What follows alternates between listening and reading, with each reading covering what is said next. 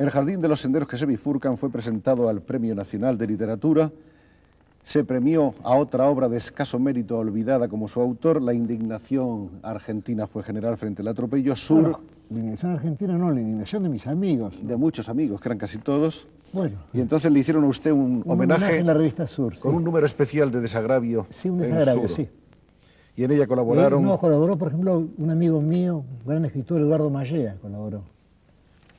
Y Louis La Rochelle también, creo. Y Sábato. Y Sábato también, sí, que era un joven escritor. Ureña. Victoria Ocampo, en 1931, apoyada por un gran personaje de la cultura internacional que fue Ortega y Gasset, el gran filósofo español, y por un escritor norteamericano que se llamó Waldo Frank, va a fundar una revista que va a ser uno de los grandes espacios de difusión para la cultura americana, que va a ser la revista Sur. La revista se crea en el verano que va del 30 al 31. Ortega y Gasset por teléfono, desde Madrid, le dio el título de la revista, Sur, póngale Sur. Y ella ideó la flecha que va hacia abajo, ¿no? Y sacó el primer año, el primer número que hizo 5.000 ejemplares y se agotó en los 2 primeros meses. Después la sacó bimestralmente, después trimestralmente, después otra vez. La fue sacando año tras año, solo un año no la pudo sacar. Sur va a ser una revista que va a llevar las letras americanas. En un principio era de todo el continente, después quizá va a ser más internacional, a todo el mundo. Eso va a posibilitar que nuestros escritores, nuestros jóvenes intelectuales que estaban empezando a dar sus primeros pasos, pudieran ser conocidos en otras partes del mundo y al mismo tiempo posibilitó que los locales pudieran conocer qué ideas se estaban gestando en otras partes del mundo. Eso fue realmente algo muy importante, teniendo en cuenta 1930, una época que ni la industria de la comunicación ni la industria de la editorial era lo de hoy en día, ¿no? La revista Sur también se vio acompañada de la editorial Sur. Pero Ortega le dijo, ¿por qué no crea una editorial? Y con eso ayuda a los gastos de la revista. Una revista tiene muchísimos gastos, sobre todo si no tenés muchos avisadores. Y entonces ella crea la editorial Sur. Y la editorial Sur nace en el año 1933 con El cancionero gitano de García Lorca, que era inédito. Y con El cancionero gitano de García Lorca inicia esa larga lista de libros, donde hay libros ingleses, franceses, alemanes, argentinos, norteamericanos. Victoria publicó Los 7 pilares de la sabiduría de Lorenz de Arabia, al que admiró profundamente. Editó todo lo que pudo, todo lo que le pareció de valor.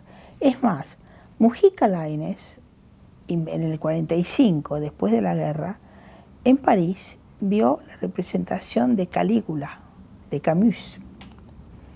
Y entonces le dijo a Victoria, Victoria, este libro es maravilloso. A los 3 meses estaba traducido y salía en la editorial Sur.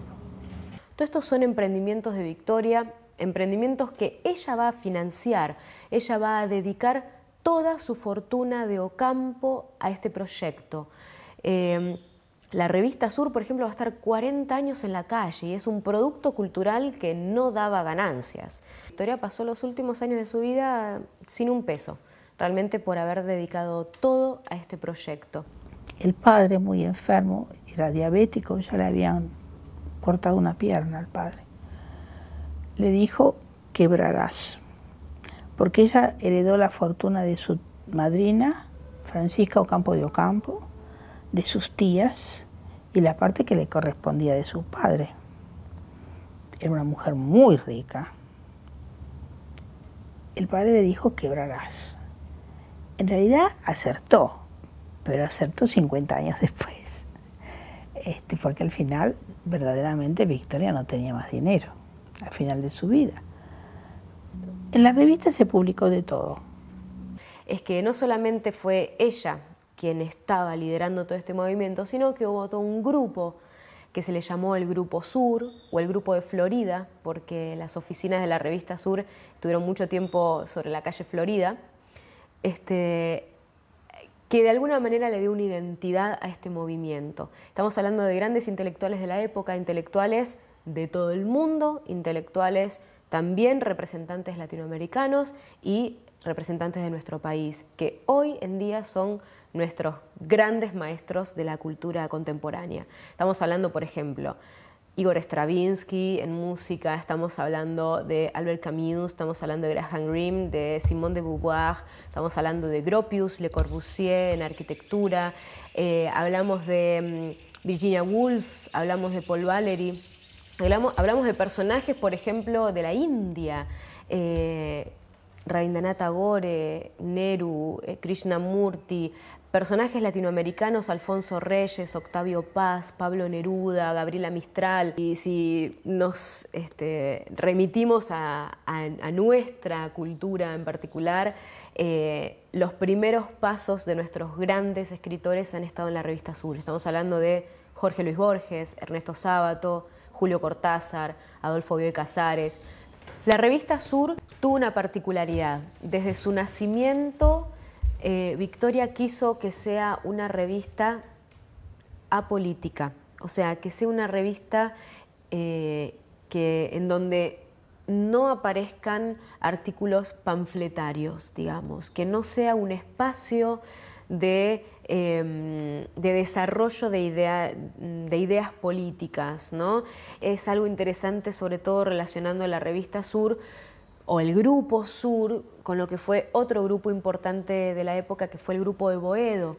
El Grupo de Boedo, a mí me gusta decir que complementó el Grupo Sur. El Grupo Sur era un grupo de intelectuales de la alta sociedad, intelectuales muy relacionados con Europa. En cambio, el Grupo de Boedo eran jóvenes que estaban en la vanguardia política, anarquistas, socialistas, que sí, a través de su publicación, dejaban bien en claro sus ideas políticas, ¿no? Victoria quería que su revista fuese una revista de artículos que se limitasen a lo cultural y que en esta época de tanto florecer de movimientos políticos no tome ese camino, ¿no? Y la revista tuvo números extraordinarios y duró 40 y pico de años. Después de la muerte de Victoria se editó algún número extraordinario, pero después ya. En la revista